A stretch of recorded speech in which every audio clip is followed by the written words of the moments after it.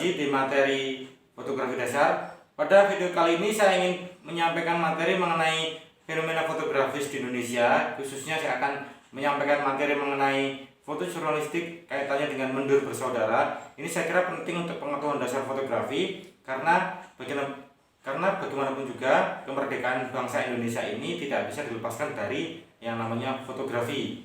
Kalau kemarin di video yang terdahulu saya membahas mengenai masuknya fotografi ke Hindia Belanda, itu kaitannya dengan sosial budaya. Nah sekarang ketika kita bicara mengenai fotonya mendur bersaudara kaitannya dengan sosial politik, ini menarik bagaimana fotografi bisa menjadi propaganda dan segala macam. Oke, sebelum saya melanjutkan materi, ada video menarik yang bisa kita tonton bersama mengenai mendur bersaudara. Berikut ada video dari Kompas TV, saya ambil dari laman YouTube-nya mengenai revolusi senyap mendur. Selamat menonton. Nah, sejak pendudukan Jepang yang dimulai pada tanggal 8 Maret 1942, fotografi di Indonesia terpaksa melayani satu matra, yakni propaganda perang. Jadi, di video sebelumnya, saya mengatakan bahwa salah satu fungsi kamera sebagai alat untuk melihat dan membantu mengabadikan peristiwa yang nantinya digunakan sebagai alat komunikasi visual. Nah, visual-visual inilah ketika di zaman Jepang dijadikan semacam propaganda. Nah, kira-kira ada sebuah fragmen menarik pada bulan Mei 1942 bahwa pemerintah Jepang mengeluarkan Undang-Undang Nomor 16 yang mengatur tata cara publikasi dan komunikasi di daerah Jawa dan Madura. Pemerintah militer Jepang menerapkan peraturan yang mengharuskan setiap fotografer untuk mengirimkan negatif yang telah digunakan pada kantor sensor barisan propaganda Jepang. Nah, peran sensor itu sangat krusial pada waktu itu. Pada masa itu, sensor sangat diperlakukan, apalagi ketika teman-teman baca mengenai referensi atau bacaan-bacaan pada era Orde Baru, bagaimana di penyiaran, di televisi, di film, di pertunjukan, bahkan di seni sastra, seni rupa, sensor itu sangat ketat. Akibat peraturan ini, semua surat kabar di Hindia Belanda tidak mungkin lagi untuk terbit. Para fotografer Eropa lebih memilih keluar dari Indonesia daripada dijadikan tawanan perang. Memotret pun dikendalikan pada waktu itu.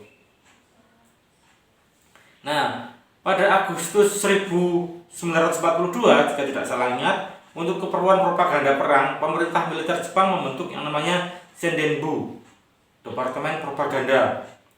Nah, berikutnya pada bulan Oktober di tahun yang sama, 1942, dua biro khusus Sendenbu pertama dibentuk, yakni Jawa Hoso Konrikyoku, Biro Pengawas Siaran Jawa, dan Domei, kantor berita. Setelah itu, kantor berita Antara pun bergabung dengan Domei pada tanggal 6 Oktober 1942. Nah, pada tanggal 6 Oktober 1942, pemerintah militer Jepang di Jakarta menetapkan harga pembuatan vas foto. Di beberapa daerah bahkan keluar peraturan larangan jual beli peralatan fotografi. Nah, kalau teman-teman ingat pada video sebelumnya, pada masa masuknya fotografi di Hindia Belanda dan dampaknya, ada salah satu materi yang saya sampaikan yaitu mengenai larangan bagi pihak swasta untuk mencetak kartu pos. Nah, di Jepang pun, karena waktu itu yang berkuasa Jepang juga ada larangan, dilarang untuk menjual beli peralatan fotografi karena Jepang sadar betul pada waktu itu bahwa fotografi, aspek material visual bisa digunakan sebagai propaganda, jadi mereka betul-betul sangat ketat pengawasannya. Nah, tadi yang dibentuk oleh Jepang ada Jawa Hoso Konrikyoku dan Domei, Biro Pengawas Siaran Jawa dan kantor berita. Pada 1942, Alex Mendur inilah yang kemudian menjabat sebagai kepala bagian foto kantor berita Domei. Selain memperkerjakan fotografer profesional selama Perang Dunia Kedua, militer Jepang juga melakukan cara pendokumentasian perang dengan cara membekali para prajurit maupun perwira dengan perangkat kamera. Jadi, militer-militer Jepang dibekali dengan kamera pada waktu itu. Nah, ada nama lagi namanya Franz Sumarto Mendur, adik dari Alex Mendur. Alex Mendur kakaknya, Franz Mendur itu adiknya, bekerja di koran Asia Raya dan majalah bergambar Jawa Baru untuk Suara Asia yang terbit di Surabaya. Fotografer yang ditugaskan adalah Abdul Wahab Saleh. Jadi kakak beradik Alex Mendur dan Franz Mendur sama-sama bekerja di media pada waktu itu. Nah, kita nanti bisa mengikuti kiprah dua orang ini yang sangat menarik. Nah, nanti Memasuki tanggal 17 Agustus 1945, Franz Mendel, adiknya, berhasil mengabadikan 3 foto dari 3 frame film yang tersisa. Sebenarnya mereka memotret beberapa roll. Nah, sayangnya yang bisa diselamatkan tidak banyak. Yang kita kenal yang populer pada saat ini ada 3 frame film. Foto pertama, Soekarno membaca teks proklamasi. Foto kedua, pengibaran bendera merah putih oleh Latif Hendraningrat, anggota PETA, pembela tanah air. Dan foto ketiga, suasana upacara dan para pemuda yang menyaksikan pengibaran bendera. Berikut foto-fotonya bisa teman-teman saksikan.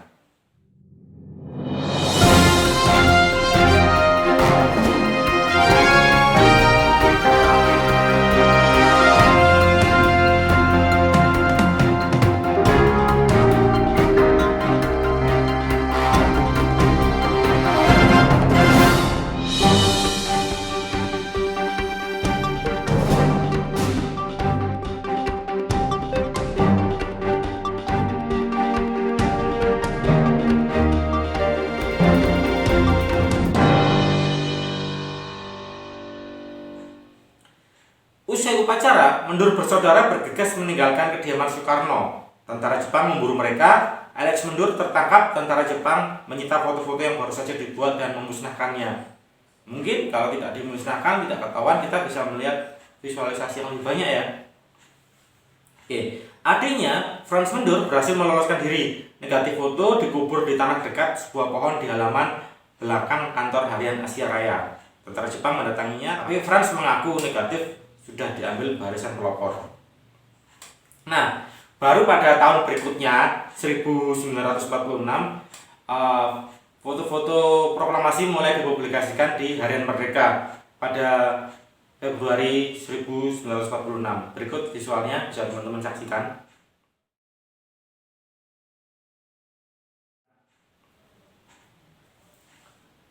Oke. Tanpa adanya Alex dan Franz Mendur mendokumentasikan proklamasi, mungkin kita hanya mendengar proklamasi, mendengar kisah-kisah proklamasi hanya secara audio, secara lisan mungkin, hanya secara radio. Tapi fotografi mampu mengabadikan peristiwa, mampu diingat sampai saat ini. Jadi, jika bangsa luar dulu mendengar Indonesia proklamasi hanya dari siaran radio, nah di tahun berikutnya melalui Harian Merdeka, visualisasi itu dipublikasikan ke khalayak ramai. Saya pikir foto proklamasi hasil karya Alex dan Franz Mendur menjadi salah satu foto terbaik di bangsa ini. Tanpa foto mereka, kita tidak pernah tahu bagaimana visualisasi proklamasi pada waktu itu. Jadi saya pikir foto-foto proklamasi itu menjadi salah satu foto terbaik yang pernah ada di bangsa ini. Karena foto-foto proklamasi mampu mengubah cara pandang dunia terhadap bangsa kita. Kita diakui sebagai negara yang merdeka.